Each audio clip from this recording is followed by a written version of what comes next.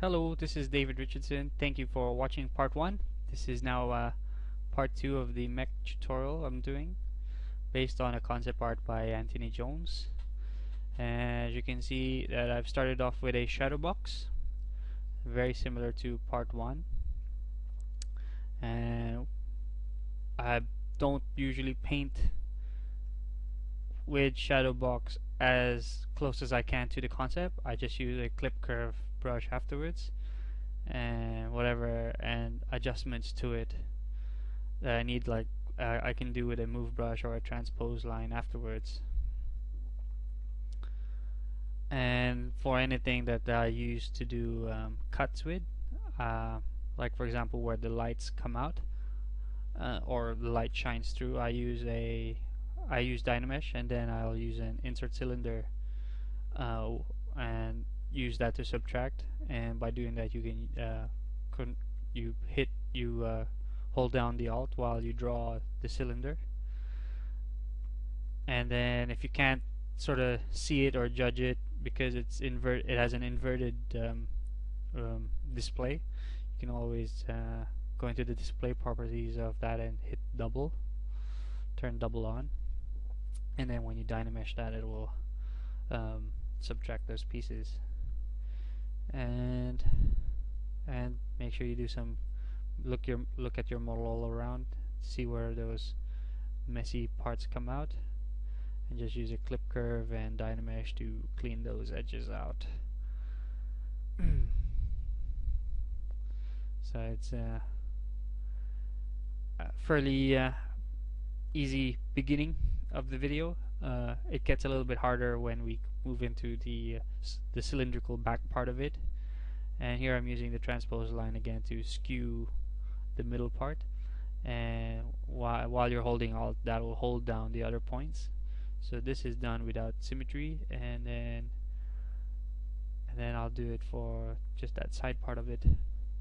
So the transpose line is great.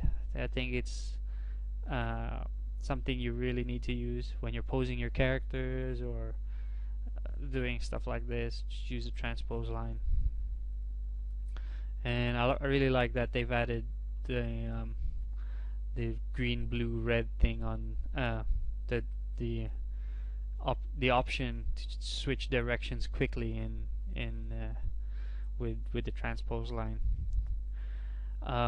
So I've duplicated the shadow box earlier, and actually you don't necessarily need to just you can move it around and scale it around before you actually even paint the mask on it. So which is very handy to have when, for example, you need to do something in a place just so it's in scale to whatever you're making, and not have to scale it later and fuss around and it doesn't actually match, and then you want to do it again or something. So always good to try and get it as close as you can to where you want to do it, so that you don't spend too much time sort of bugging, oh, what's the right scale for this and all that stuff. So it's fairly close. And then again, once you're done with the shadow box, just use a clip curve to cut those pieces, to make the cuts, to make the curves.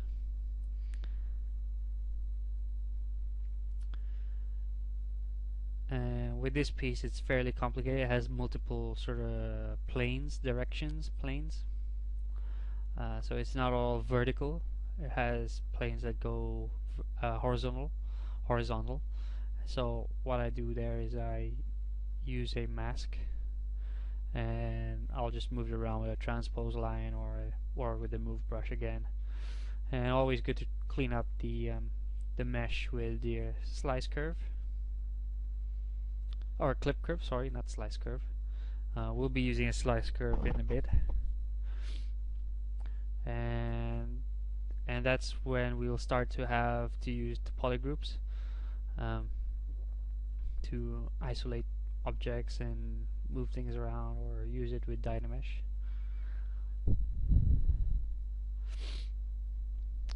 So just a little bit more cleanup here.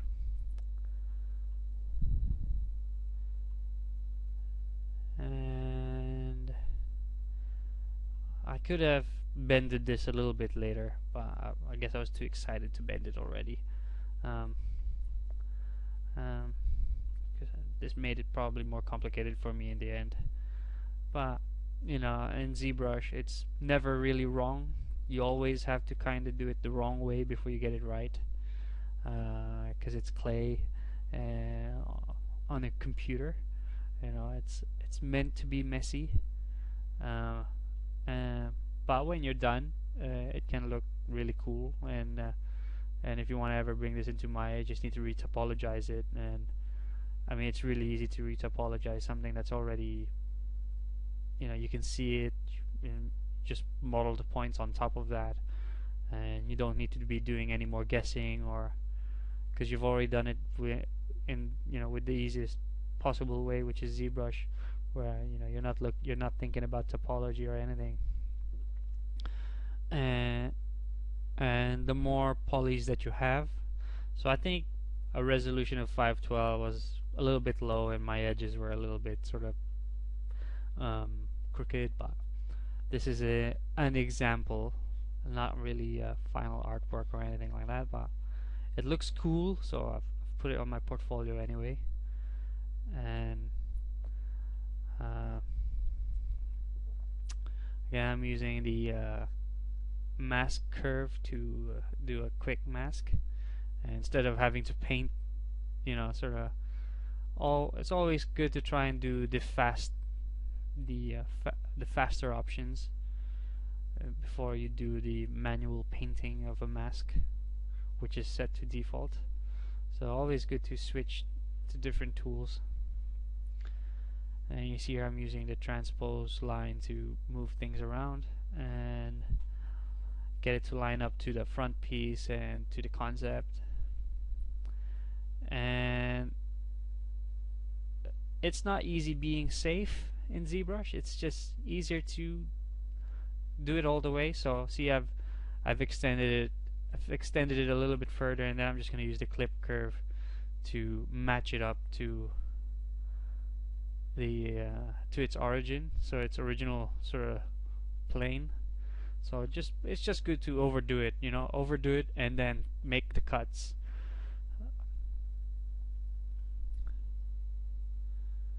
So and then later on I'll just use a H polish to sharpen those parts up, and so there's less wavy, jaggedy bits. So there, I've dynameshed it, and just going to use the H polish to sharpen it up, and should be looking good after that. Obviously, depends on what you're making. So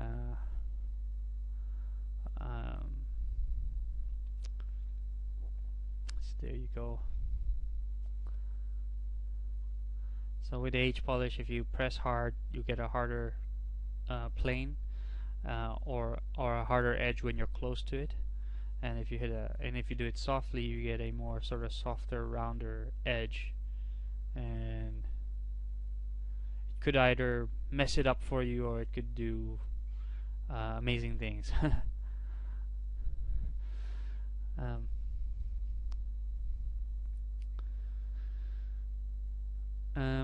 So that was not the only part that I needed to bend around, so I also had to do the back part.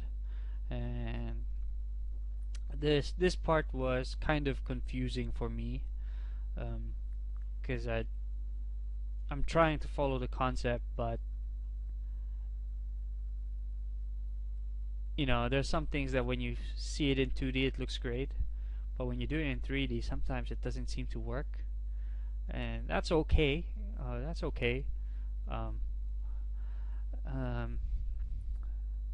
It just needs exploration, sort of try to understand what you wanted to do with it, and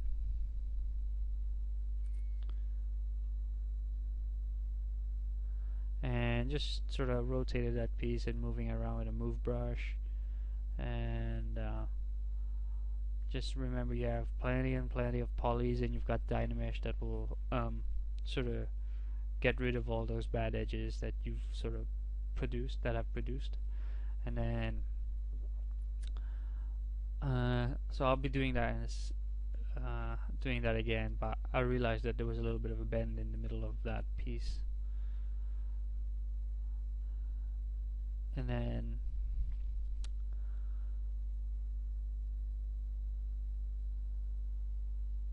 this is what's great with the those green, red, blue axes on the axes line, the new axes lines on the transpose line. You can just quickly switch to it, and I'm using the mask curve to see where I want those curves to be. And if you hit double click, it'll make a strong point there, and then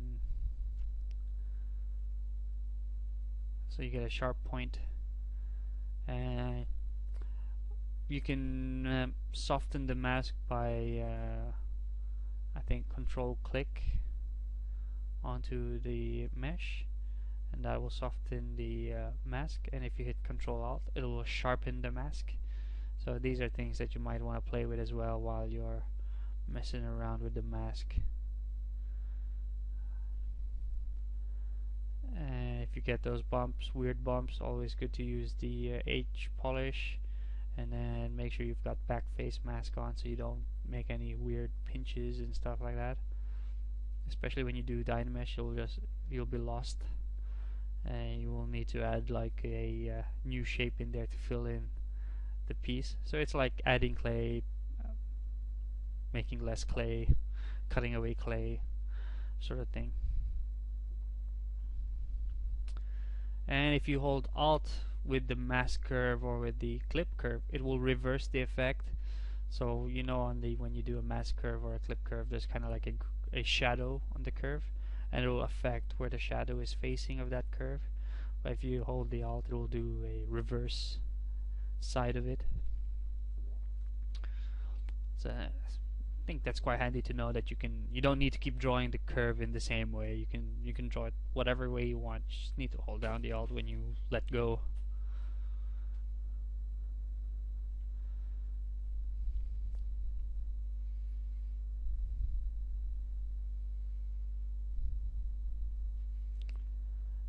So this is going to be the final part of the video of the mech.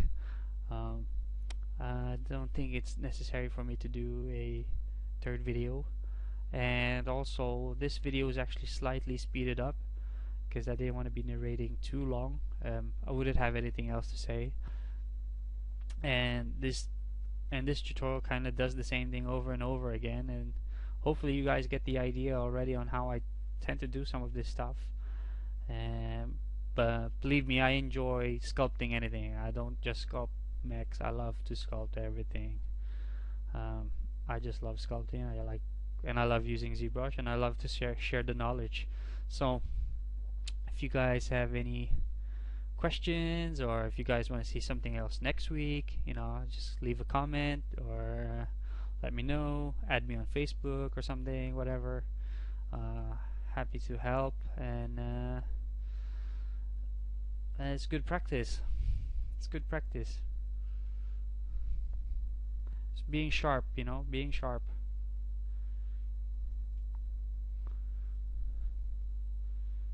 So, and you can always watch the right side of my screen and see which brush I'm using. So this is quite a handy video. Everything's on the screen. Again, point out if you ever need to know how to do this UI, I've sort of said it in the first video, but you can look out for Point Pusher's website, and he's got a tutorial on making a similar kind of UI like this one. And I copied some of it I copied this from him, and I added a little bit of my own stuff in there. So with this piece, is kind of complicated. Like, it took a little bit of time to understand what I wanted to achieve here. So when you have things like this, you might either want to sculpt it out, see, try using like a clay, but because these things are quite sharp and you don't know, sort of like you don't really want to be using clay buildup to do this or using a clay brush. Just use a mask curve, sorry, a clip curve, and if you know it's going to be affecting some parts of your mesh, just mask it off. Just mask it off if it becomes problematic. And so you have the mask tool and you have the clip curve. So and that's already a very strong combination of tools.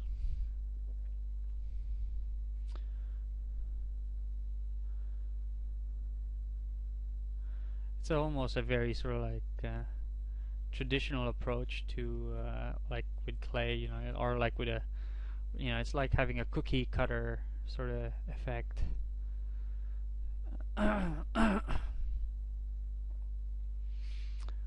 Whereas with if you were doing this in Maya, you'd have to do vertices and edge loops and very digital.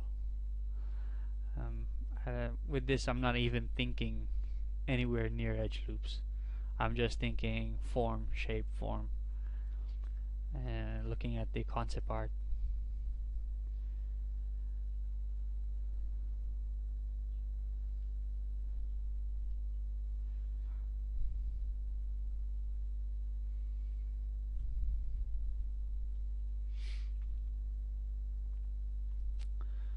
So I think that's nearly done.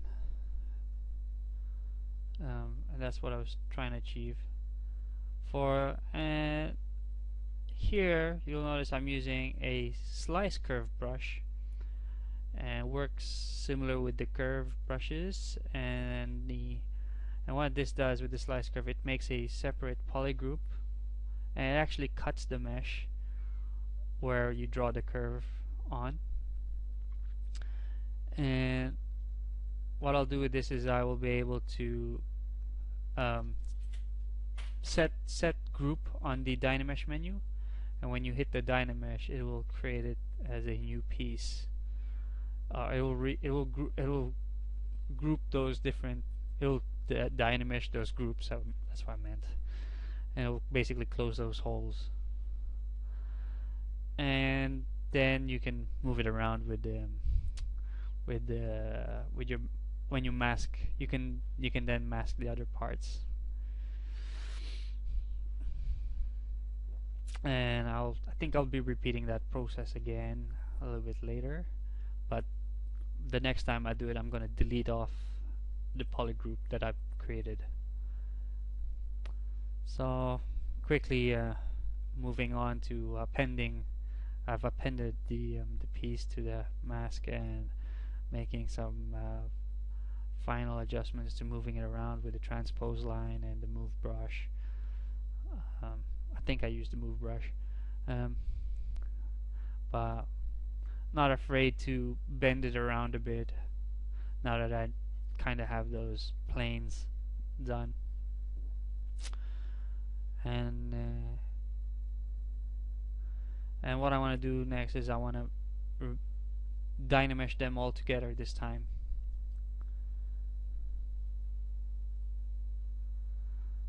So it's good to merge down those pieces before, and then make sure that the group on the Dynamesh button is turned off, so that you can actually Dynamesh them all together. Still making adjustments here.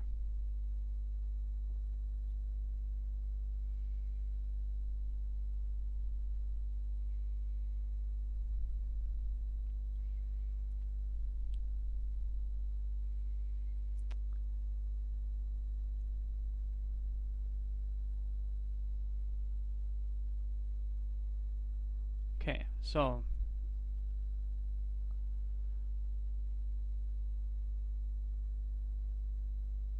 I think I was trying to Dynamesh the piece together, but it actually wasn't working.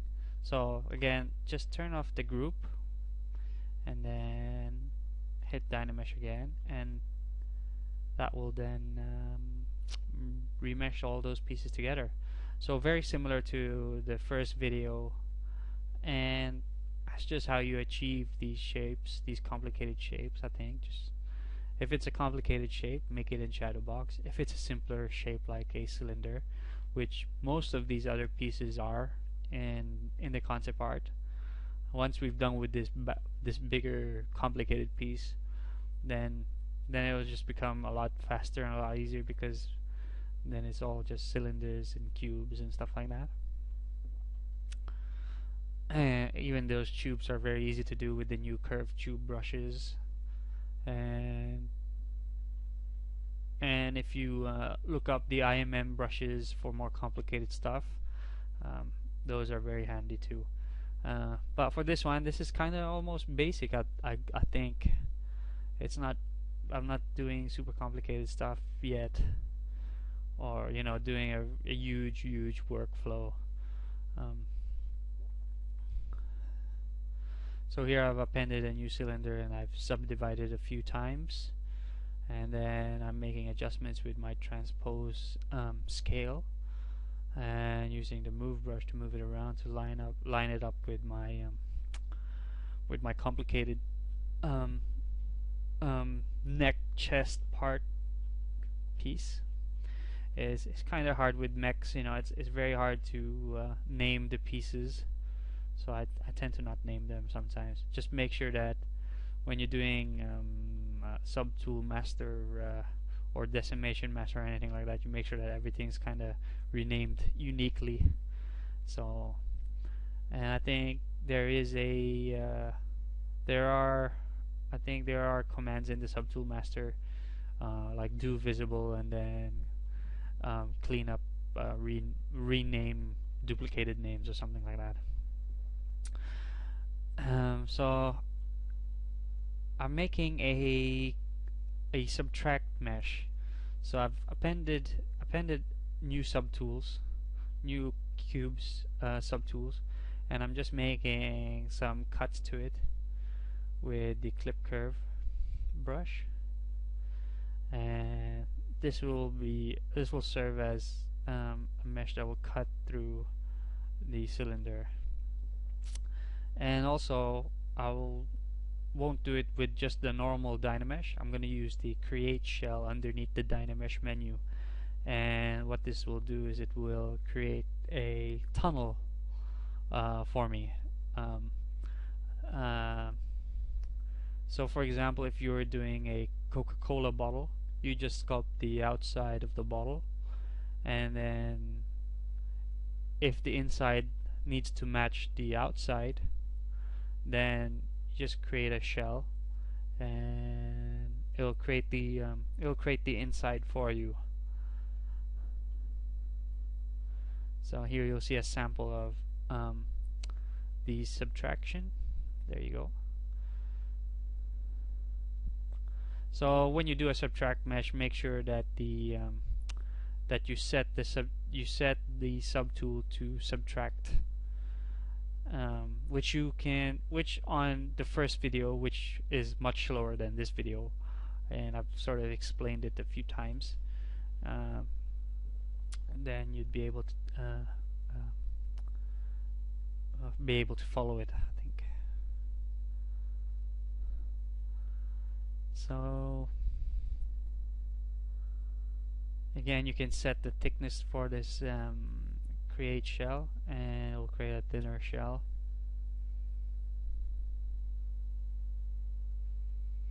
It takes time to compute, but that's what you get when it does amazing things. So again, I'm using the slice curve brush to make a polygroup, or to make a cut to the mesh, which I can then hide and delete. And I always check the polyframe to see if it's colored up all the pieces that I needed to be colored up as a separate polygroup. So the polygroups are those different colors, and when those pieces have different colors, you can either hide them or you can mask a certain area of that polygroup. So it's basically like a quick selection. It's like a quick selection layer in Photoshop if you paint in Photoshop, or basically just a quick selection. And it's just a good way to handle a certain subtool. So for example, if you're working with characters, I tend to make polygroups for arms, mouths, upper lip, lower lip, ears, eyes. And so when I'm sculpting, if I wanted to do high detail sculpting, I don't need to keep on trying to hide it with a green box. You know, I'll just do Control Shift click onto a certain shape, and then it will just hide everything else. So it's really quick. So in here, when you're doing a clip curve, sometimes it just doesn't work. Just use an insert cube and just hold click drag to make a negative shape, and in the display properties of that shape, make it double so that you can actually see it, and then when you hit Dynamesh, it will just subtract that mesh. So this piece took a little bit too long, I think, because I was trying to really match the concept art, but I should have thought about it that this is a tutorial, not really but you know, this is what sculpting is, what ZBrush is like. You kind of, it's not meant to be perfect, it's just meant to be you know, it's a playground for making art, you know. So it's good fun. And when you have those bad edges, just smooth it out, Dynamesh it, smooth it out, Dynamesh it. Or later on, which you will see me doing quite a lot and really quickly, is once you've realized, this whole thing is takes time to smooth out before you do the Dynamesh, you can always use the relax button in the deformations menu, which I'll do later. And then just using the H polish to sharpen those edges up, and this usually can take as long as you want, really, because that's polish, isn't it? You just want to keep polishing. But at some point you just need to leave it and move on to other bits already. So here I'm using the pinch to pinch things closer, and this might deform the shape a little bit, so I ended up doing a lot of smoothing and H polishing and Dynameshing over and over. And you really could have used maybe clip curve to clean things up, and use H polish in different ways.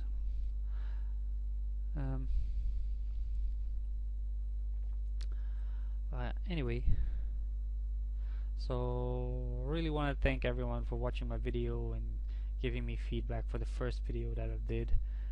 Really happy. Didn't know how many people would watch it. Wasn't expecting it to be get some nice feedback and critique on it even. You know what? I really love using ZBrush. I really like making characters. I really like doing this sort of stuff. And it really isn't hard for me to do. It takes time to encode the video, but you know what? If you guys need to know anything else next week, you know, just leave a comment or a feedback, or send me a message on Facebook, wherever you see it. Just leave some feedback, and I'll do another video next week, but probably not this mech anymore. I think this is done. I think I won't take it any further. I want to try and do something else next week, something new, you know, keep it refreshing. I think you guys already have an idea of how I work with this sort of type of stuff. It's fairly simple, clean and simple. Not messing around too much. So yeah. Oh, and again, I'm available for freelance. Hey, obviously gotta say that. This is that's how it is now.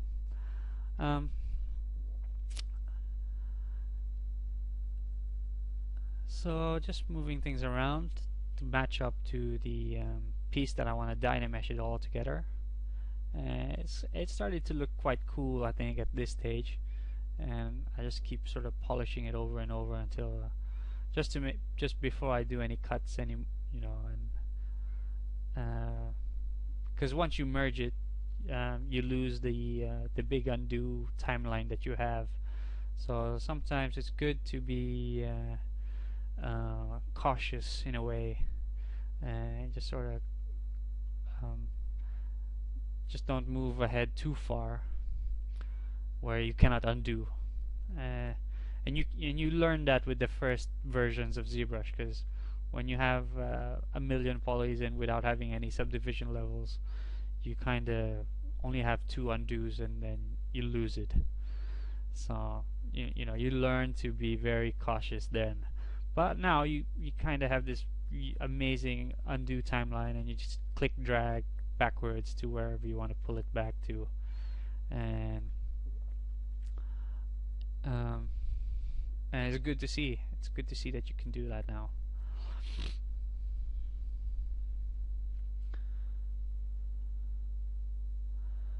And another cool thing is the mirror and weld.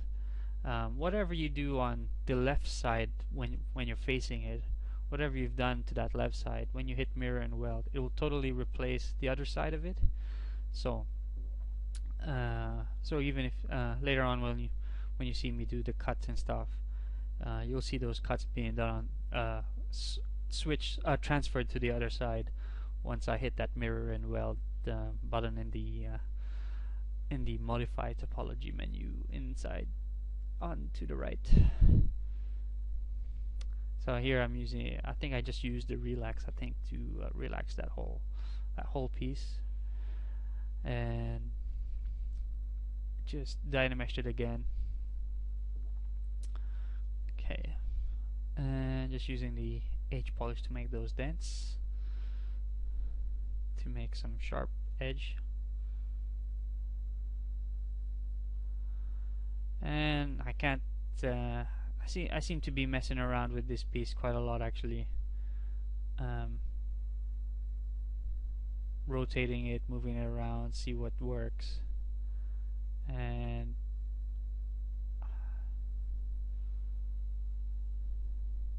trying to see if I can match it closer to the concept.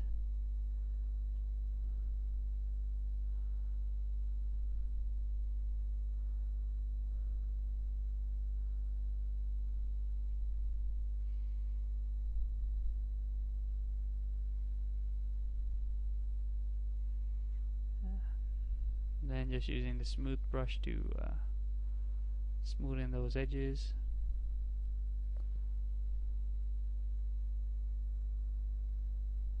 Using the H polish to just to soften it, so I think I'm making very light strokes.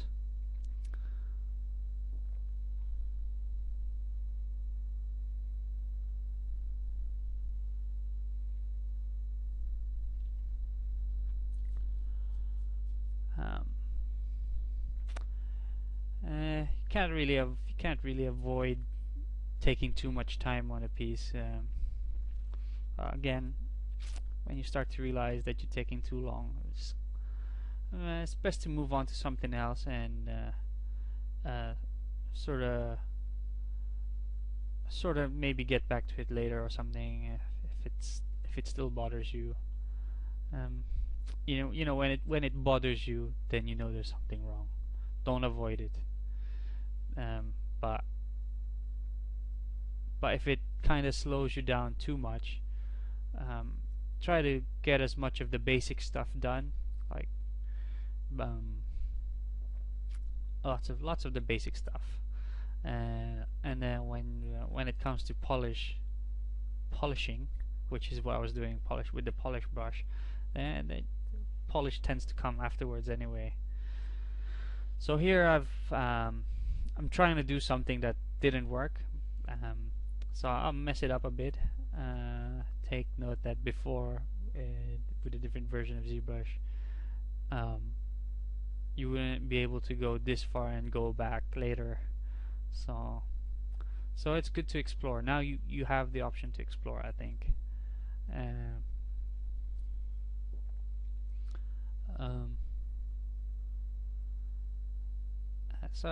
Yeah, that didn't work.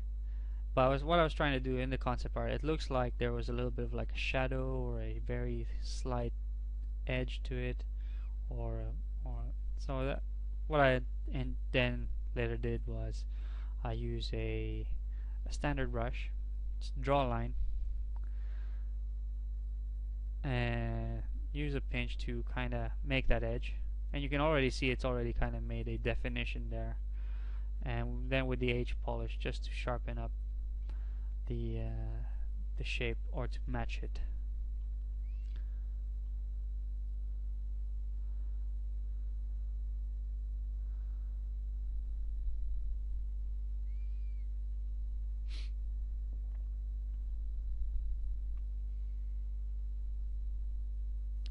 And then when you're done, you can use the so now we're starting to do some detailing onto this piece, and I'm using a Mech cut brush. Again, you can look it up on ZBrush Central. I think it's done by Malicus Black. Stumbled upon his brushes some ages ago, but I don't use it all the time. But it's perfect for these kind of things. I mean, so always good to look around ZBrush Central for gems. Always good to look around. So here I'm using an insert cylinder, and I've made sure the display properties are double, and I've drawn them with the Alt on. So I'm gonna subtract these. I'm gonna make holes, and then with a Control held, with holding Control and dragging the middle point, I've created a new, duplicated that cylinder, and then I'm making a bigger one to make that bigger hole. And when you use any of these insert brushes, it'll mask off the whole piece. And then I'll use a clip curve to make my adjustments to this.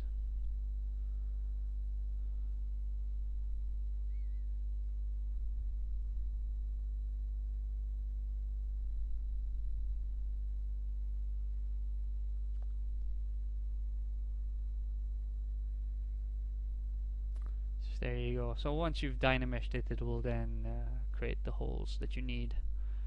And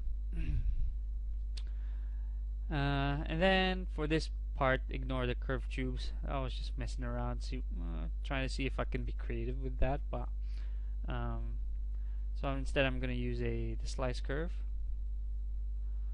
So and then, as you can see, when you use the slice curve, it makes a cut in the mesh, and it will also assign a polygroup for it. And when you're done with that, you can then isolate the pieces with a Control-Shift-Click. So when you Control-Shift-Click onto a part, and then now I want to hide, basically just isolate just that piece, and then reverse the hidden objects, the hidden shapes. And then I've just deleted the hidden, and I've done a mirror and weld. So all that I've done on that side are now switched to the other side. As easy as that. And then hit Dynamesh, and then there you go. It's closed those holes. So and now for this piece, I'm just gonna use a clip curve to make an edge. So what I'm saying, just mask an area, and then use a clip curve, and then voila, done. Again, these masking is a very essential tool when it comes to ZBrush. I don't think it's just very natural to use in ZBrush, that it's you need to use it. And yeah, you need to use it, and use different masking brushes, so not just the normal painting one, or else it'll just take ages for you, especially when these hard surface stuff are kind of almost calculated in a way, a little bit calculated, nice curves and all that stuff.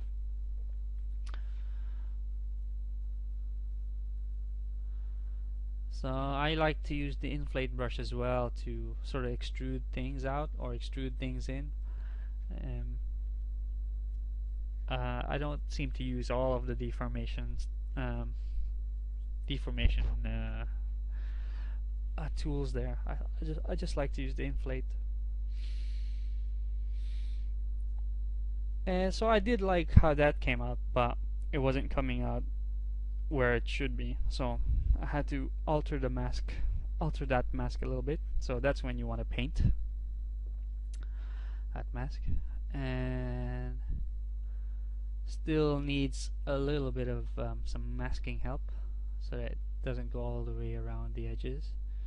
So just barely near the edge, I think, is what was needed.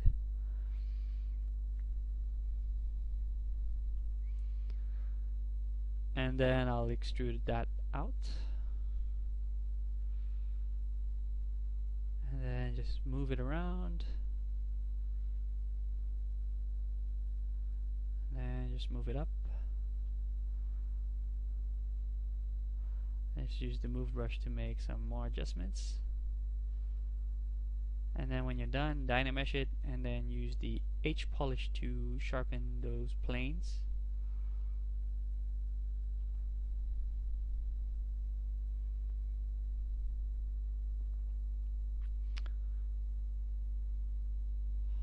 Again, you can always subdivide this later, or set the resolution of the dynamesh a little bit higher if you think it's, you're not getting enough dynamesh.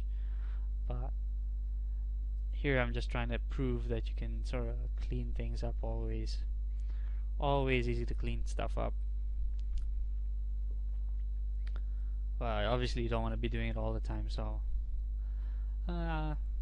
just make it more higher poly. And then when you have 50 subtools of the same resolution, it's gonna really slow down your machine. So what you might want to do is either make subdivision levels for it, or just decimate it, and then if you feel like you need to do some sculpting to it, just dynamesh it again, then decimate it afterwards. Easy peasy.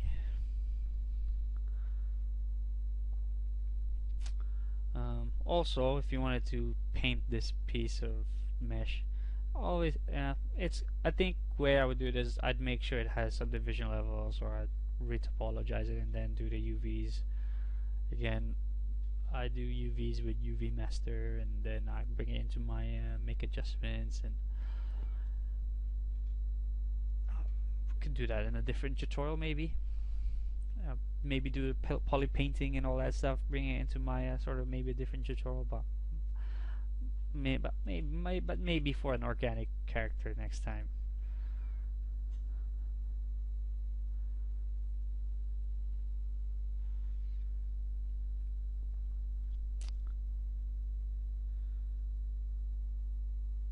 So here again I just use the mask, and then I just use the move brush to make that little edge. It's cool. It's cool. It's cool. It makes it look cool. And then you can see there's some little sort of ugly edges on that small little part that at the bottom, which I'll just clean up at some point.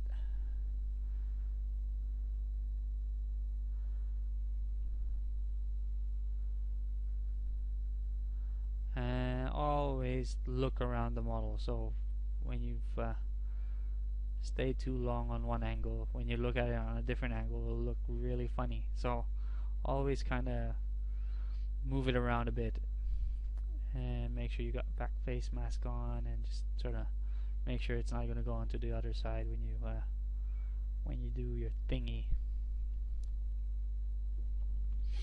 So it's so that back piece is looking okay.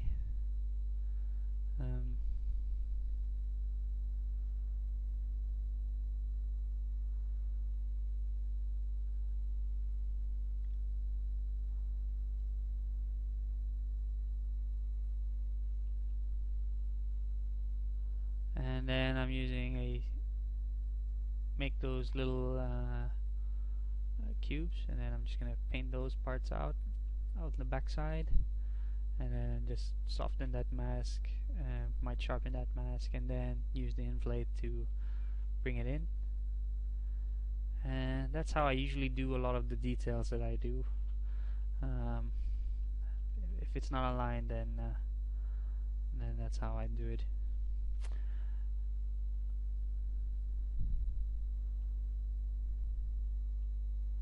Still trying to get that dent to look similar to what's there,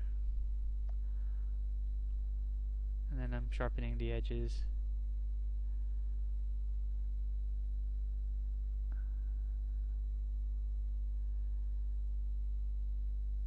And again, just mask off an area that you don't want to be, that you just want to affect, and just clean it up.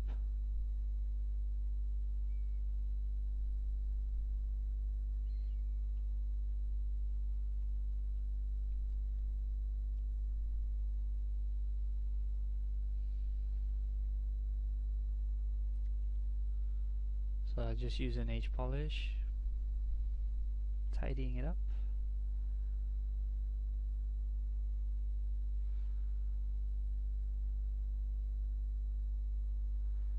So I hope you guys like this video. For me, it's very hard to sort of appreciate it, because I've sort of did it for 3 hours, and then I'm narrating it again, and then I just need to watch it again just to be clear on what I'm doing. So it's, for me, it's kind of hard to you know, when you keep seeing it over and over, it's hard to sort of appreciate what you're doing. But I really hope that this helps you guys out. So here I'm using the Mech cut brush again to make those deeper lines. And again, you know, if you want this to be a higher resolution, just do it so that you don't get some weird looking lines. But when we render this out and we see the whole thing, it's very hard to see these things.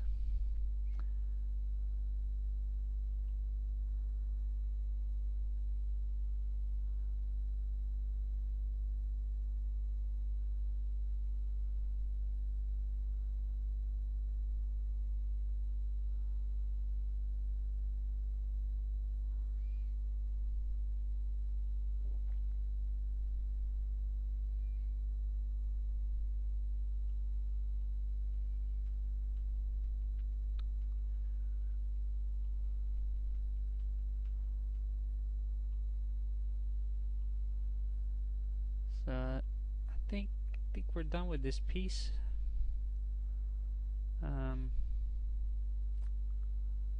I've also, on the Dynamesh, you have a blur amount, and that's usually set to 2. If you set that to 0, you'll see some of those things sort of sharpen up. So you know, all those little things kind of help. Usually don't mind not turning it down to 0.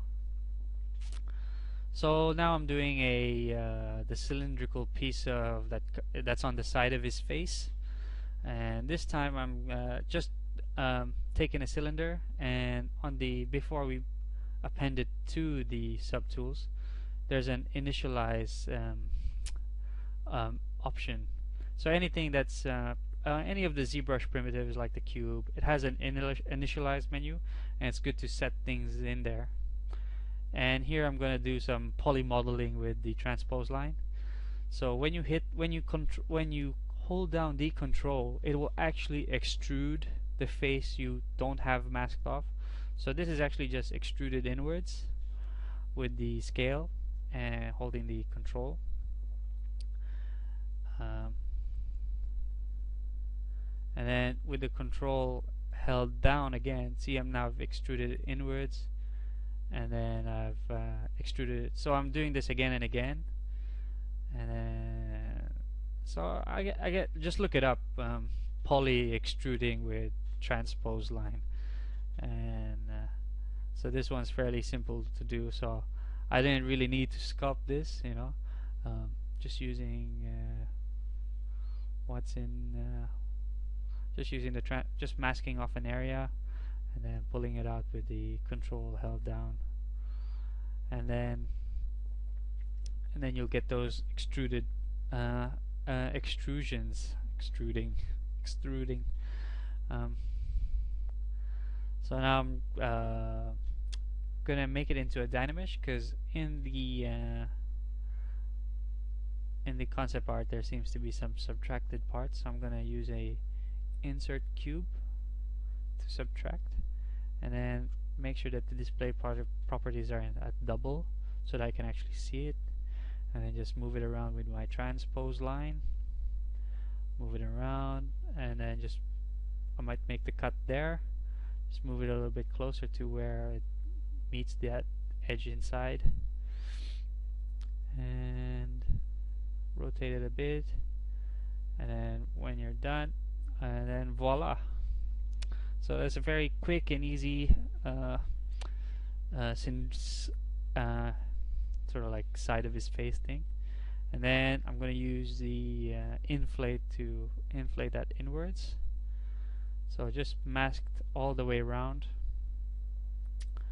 and I'm just going to move it a little bit forward, and then there. So I think the key is be comfortable with the masking and the transpose line and deformation, or actually just, you know, just learn ZBrush all throughout what it has to offer, and you know, and try to use it in different ways so that you get used to using all the tools.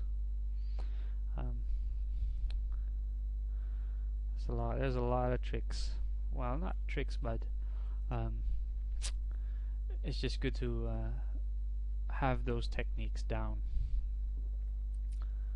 So now I'm just placing it in where it needs to be, and I might just use the cylinder that I've already placed in earlier to subtract that part of the face.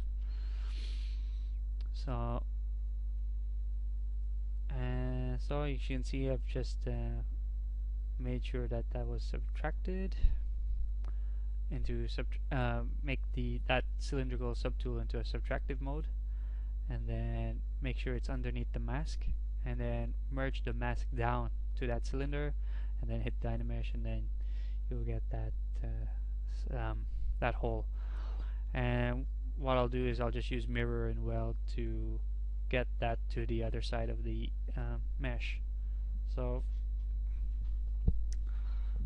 always good to work on one side and be sort of you know, if you're happy with that.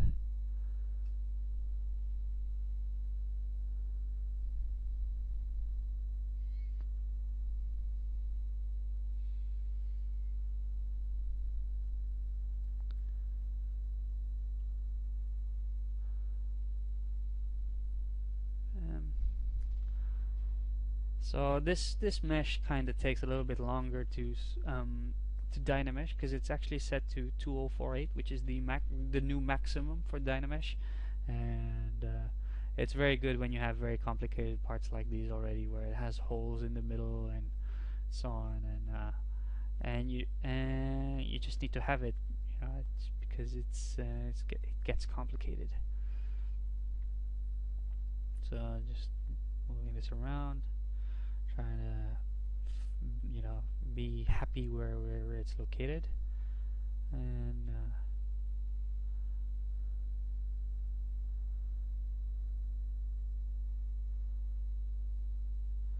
then I'll just hit mirror and weld again to duplicate that to the other side,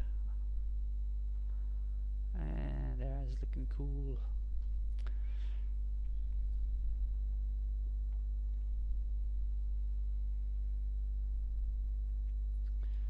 So what I've done here is actually I've made a snapshot of the mesh.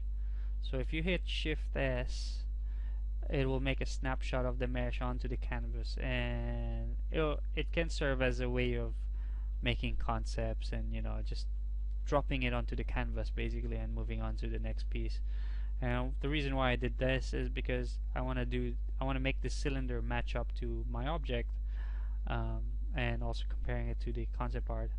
So now I have this mesh that kind of is closely proportioned, tapered the way I want it to be, with the initialize, in the initialize option that when you start using one of the primitives in Zbrush. And notice there's a little bit of a curve. Just use your move brush, and then I'm just going to use the slice clip curve to make these cuts, to sharpen those parts of the mesh.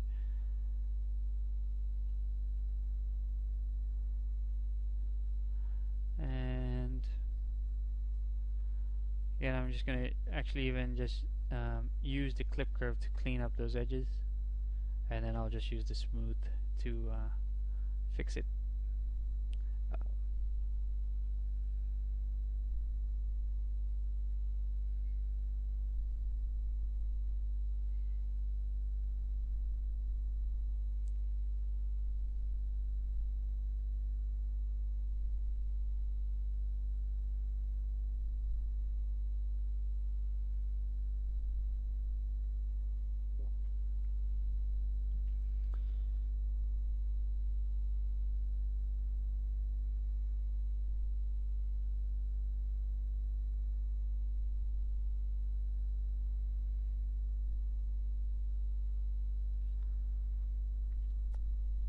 So I think the clip curve is quite cool for making things really sharp. It's just really quick to do as well. And again, that transpose line is very handy in moving things around. And also having it in symmetry kind of makes sure that it's all in the middle or in the center of the grid. So that piece is now done, and now I think I'm moving on to some of those neck shapes.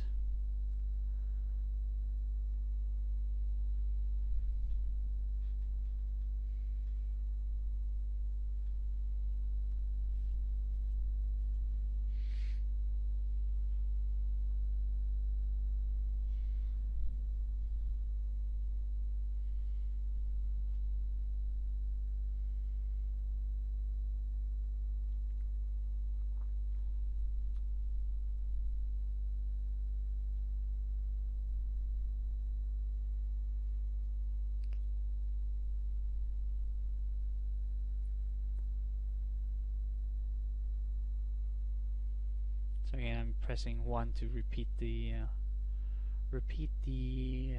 scale. So I think the new thing that I've just shown here is probably the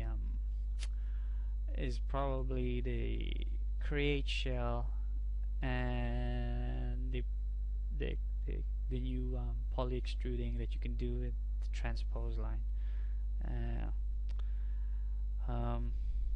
And that's unbelievably useful if you're still used to doing poly modeling, and then you can do all that stuff in ZBrush. Well, some of it. And then here I'm just doing that bottom part of the face, taking a cylinder, move it around, and then I'm going to dynamesh it to close that hole. And just looking at the concept art and matching it up with the whole thing, moving it down a bit, and then I'll just use the H polish to sharpen those edges, and that's what you can get.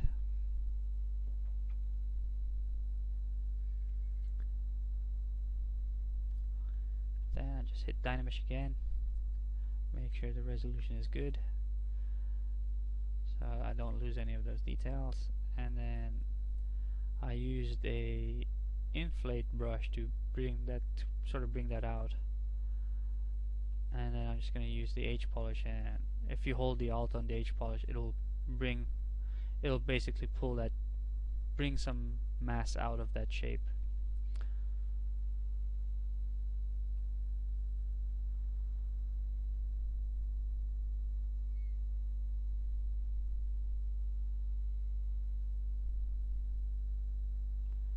So good to play with the H polish. Also, I think most brushes always good to play with the Alt. See what you can get. Like for example, with the snake hook, you can do something. I think if you hold down the Alt, it'll pull the shape along a surface of some of the other subtools, which is again really handy for a lot of things, really.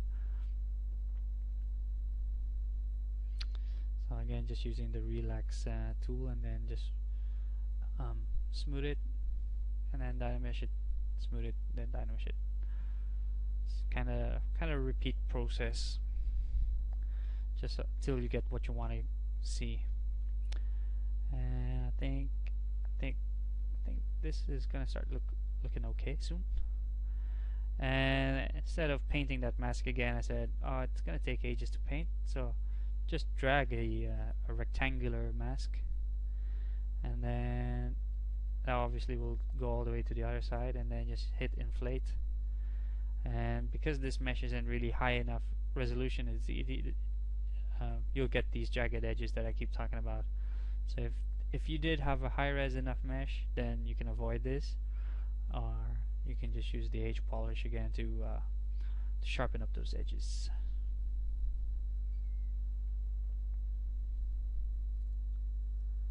And I think that is done. Now, always good to see the whole thing. So again, I'm going to use another shadow box to do some complicated shape that you can see in there. And as you can see, it's really too small for me, so I eventually just go into Spotlight and scale up my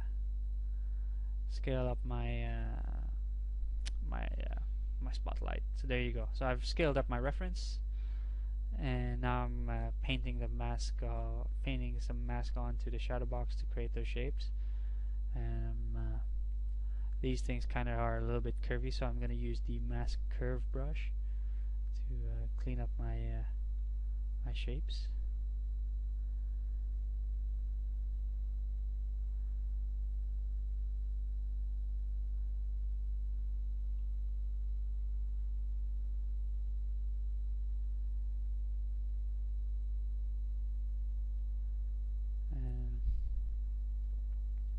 You can try to paint it as close as you want, just so that there isn't too much to deal with.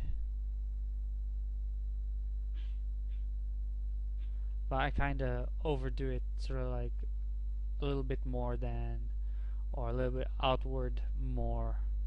So I expand more to that shape. So when I do the clip curve, I have some pieces to actually cut. Now what I've done is I've just done an auto group, and then I've split the groups. So that's the thing with these polygroups. It's an essential way of organizing your shapes, and then you can just separate them out and or delete those parts. You know, so it's you need to have it in your workflow at some point. If you're starting out in Zbrush, it's kind of hard to understand why you might need it, but when you start doing more complicated stuff, you just start to need to use it a lot more. So Zbrush isn't just all about sculpting. There's a lot of things you can do.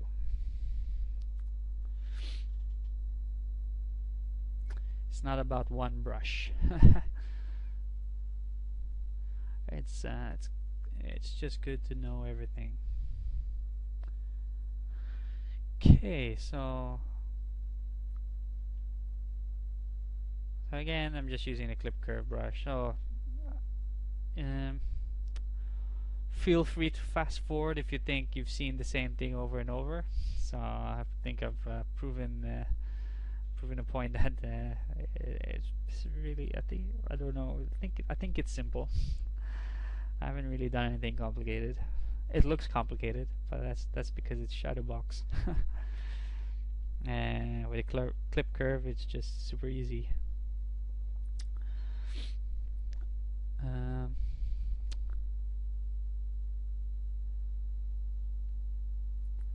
And now I've appended that piece onto to my character, and rotating it around, moving it around, and I might even duplicate it because it looks like it has a twin next to it.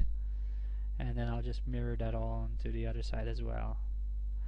And because this doesn't have any subdivision levels, I'll just draw a transpose line to the side, and then I'll hit Control.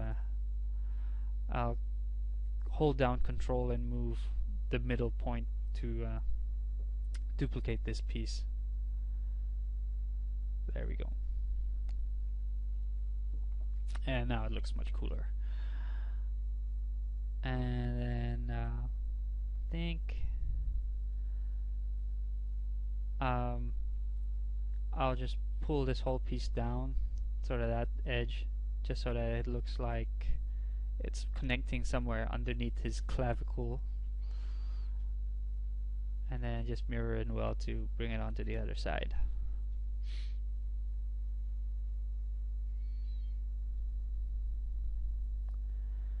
And now I'm using a curved tube brush to actually make these tubes that come out of the body.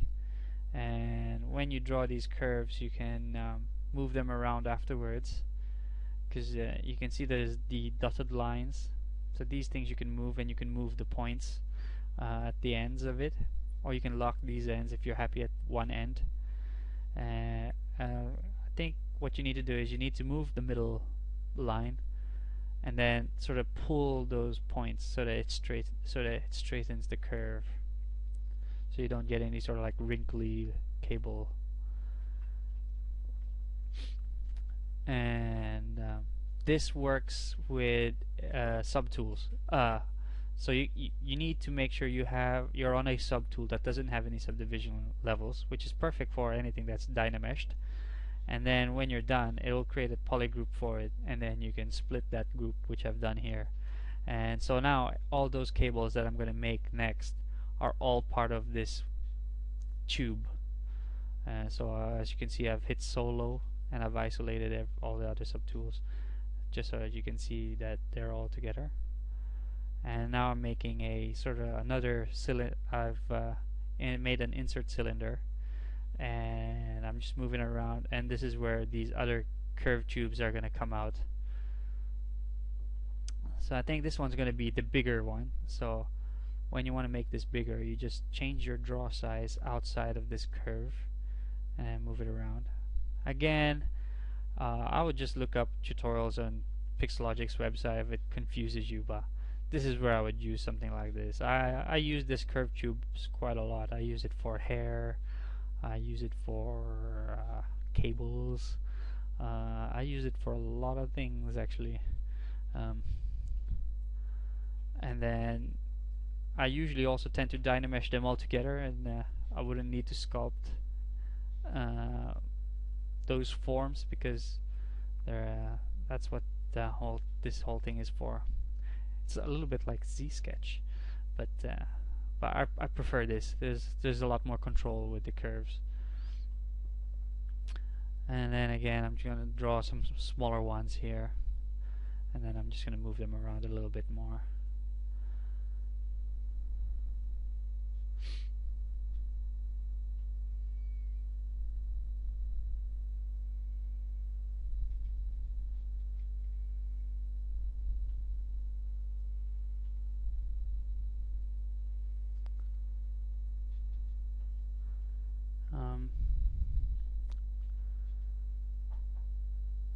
So these curved tubes they're quite fun to play with.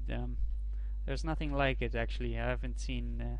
I haven't. I mean, I've done similar things in Maya where you make a curve and then you make a motion path for it, and then if you made a chain or something, then it will follow that motion path. But it's not as intuitive as this.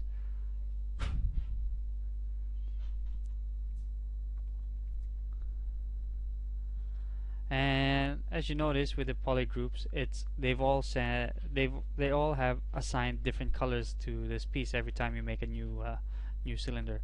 So with the move topological brush, I can just move any of those polygroups without affecting the other polygroups. So again, very handy. So if you wanted to make any adjustments, and then you're allowed to do it. So I think we're almost done here. Just being fiddly. Hope you guys didn't think this video was too long.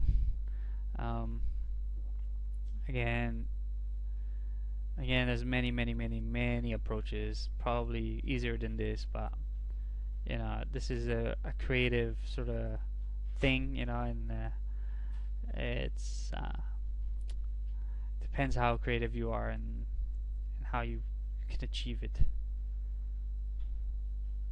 I mean, for instance, for this piece, I could have maybe used an insert cylinder instead to just make that curvature, but instead I wanted to use a curve. So I mean, there's a few ways. Or you can go back into Maya and just model the whole thing, nice and slow.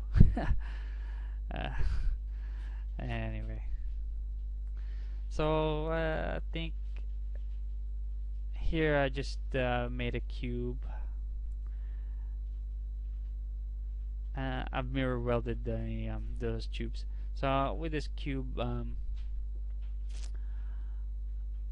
gonna make a little piece that wasn't too visible in the concept art, but you know, it's these small details that make it look complicated and make things work. And so just gonna use Dynamesh, and then I'm just gonna use the clip curve brushes to make the shape, and then just sort of clean it up a little bit. And then I'm going to use a trim dynamic brush. So this is when I mean breaking an edge. So when it's something easy as this and you can pull off in one stroke, you can just use a trim dynamic brush to do. So there you go.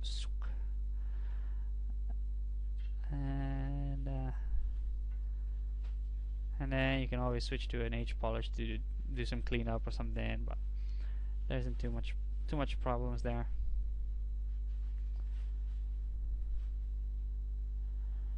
And then I'll use a mask that area.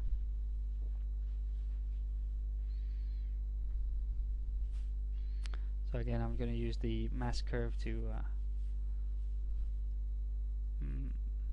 and then I'll use the transpose to move it around again.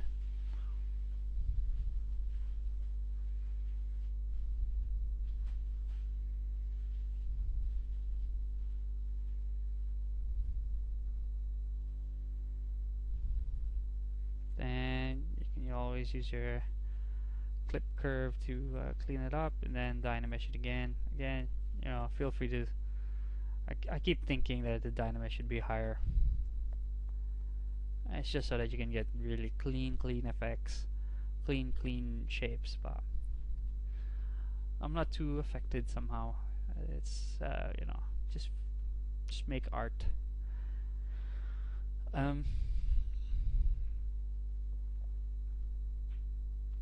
Again, just sort of tightening things up, just because I don't want to have too much gaps, and then I'm gonna do the same for the curved tubes. Sort of just move them to the side, move it up, sort of tighten things up,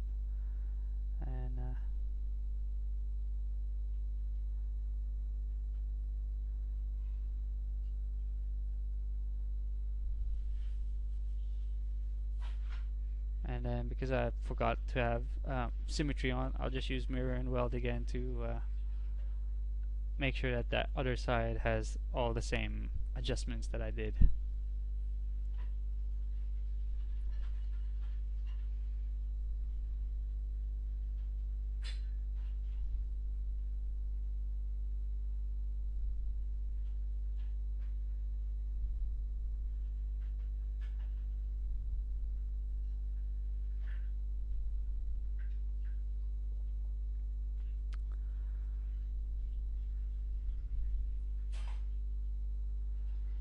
So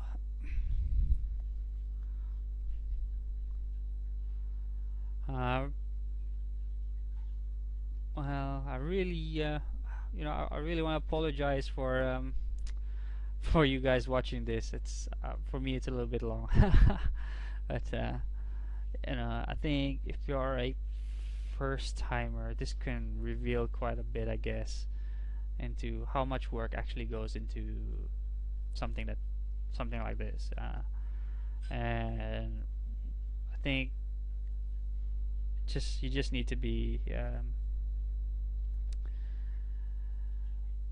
work hard and be patient. I mean, it's good trying to be fast and stuff like that, but that's just a like what another other artists would say is a byproduct of your practice. I think I've been ZBrushing for 2-3 years now, 3 years maybe, and this hard surface stuff I've been sort of trying to do since whenever Dynamesh sort of popped up, and now it's just gotta do it. With 4R4 it's just I think it's the perfect update. So now what I'm going to do is I'm going to use again an insert cylinder to subtract the that cylinder that I've made, and I've made my cuts, and then I've also dynameshed it again. So again, very I mean, it could be cleaner, but I mean that cut with the insert cylinder could be a lot cleaner. I mean, less polygon shapes, but have just trying to finish off the mech as quick as I can, and then again I'm using the move transpose line to move things around.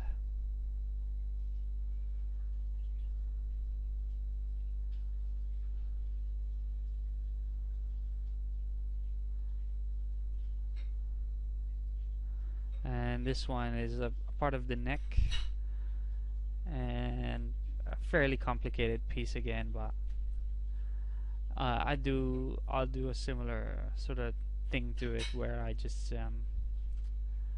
make multiple pieces of it, and then I'll combine it later and then dynamesh it.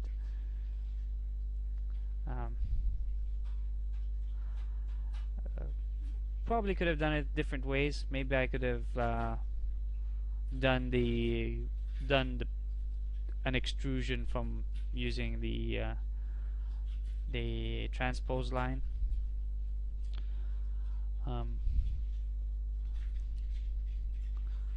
But I guess I stuck with this process anyway. That's the thing though with ZBrush, is like you're trying to figure out what you're doing, and then if it doesn't work, take a different approach. If it works, then keep going. I think it's because I'm using these clip curve brushes, and then obviously I need to start using Dynamesh.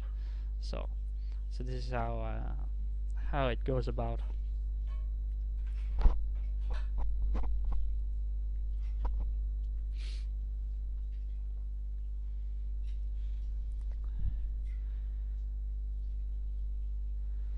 So we're almost done, just 10 minutes left.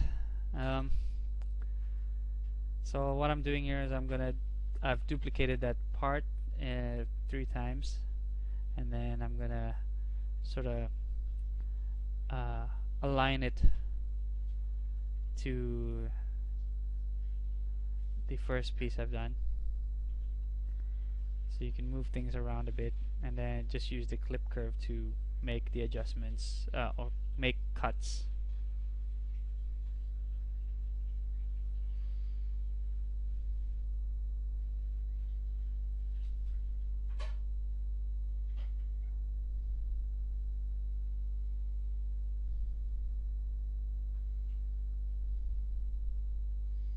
And you can always use the move brush as well. So just think of everything as something that's very elastic.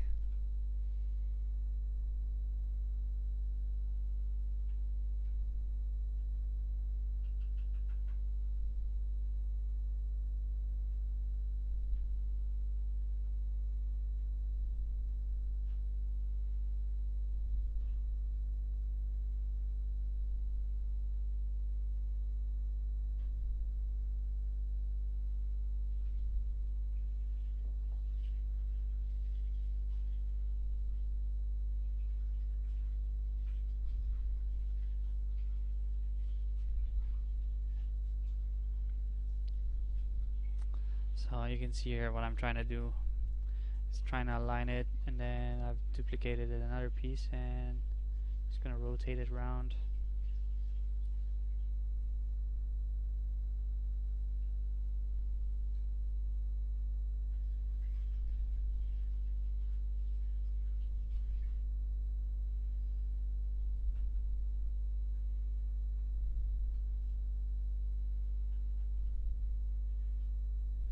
Yeah, and like I said, just overdo it and just use the clip curve and dynamesh to fix all that up. And you can always use the edge polish to tidy those things up.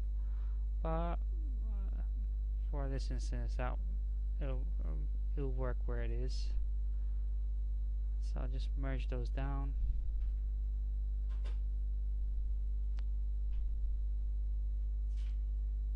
When you're done, and then just dynamesh them all together. Use your H polish again to sharpen those edges, tidy up the work you did.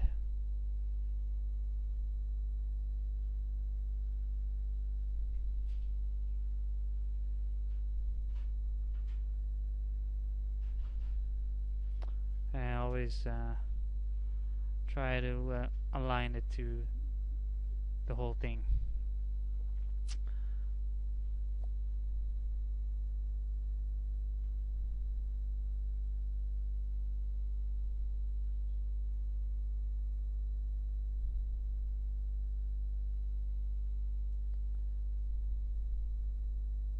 So I think I think with the internal parts of the robot I didn't want to do, because that takes a little bit of your own creativity and exploration, and again, you know, it depends on how much work you want to do, how much hard work you want to actually do.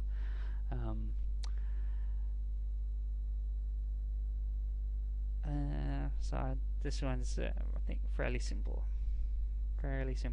and it's free.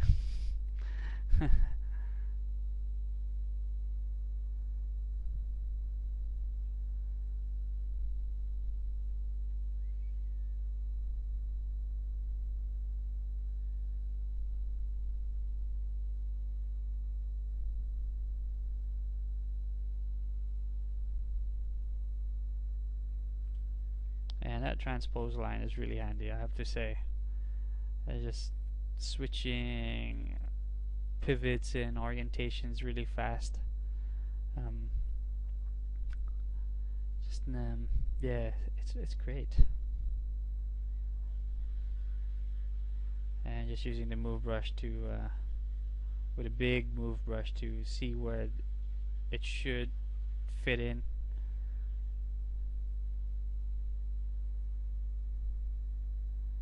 And sort of aligning it more to the concept art a little bit.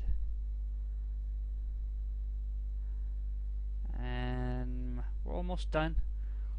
And the final piece is the like the headband that goes on top of his head.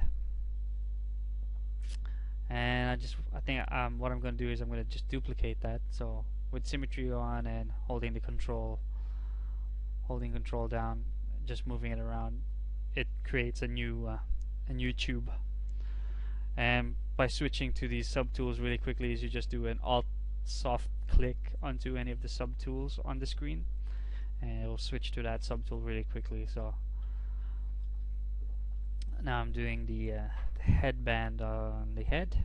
So I'm just taking another cylinder and I'm just going to move it around, and then I might just duplicate that and or use an insert cylinder to subtract the inner part of that headband.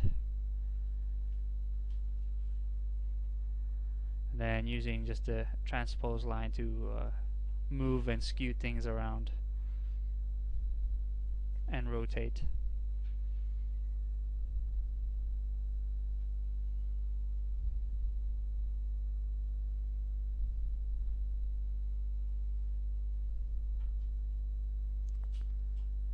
And then when I'm done with that, I'll use append another cube, and I'll use that as a subtract mesh to delete parts of that cylinder. So see here I've duplicated the cylinder, and then I'm gonna scale it inwards and then move it a little bit, and then I'll use the move to stretch it out all the way through, and it'll then make sure it's dynamesh, and then make sure that the tool that you want to subtract it to is set to subtract with those two circle dots on the subtool. And then again, I'm just using the move, stretch it out a bit.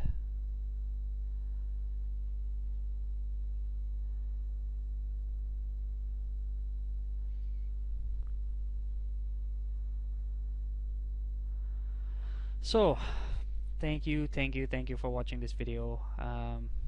I hope you enjoyed it. I know it's a little bit long.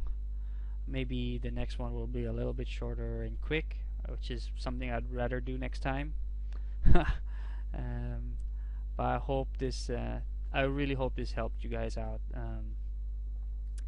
And just hit the BPR for the best preview render. Do some nice little Photoshop effects like what I did with the lights on the final picture, and but I hope you guys get the idea anyway. It's not too bad.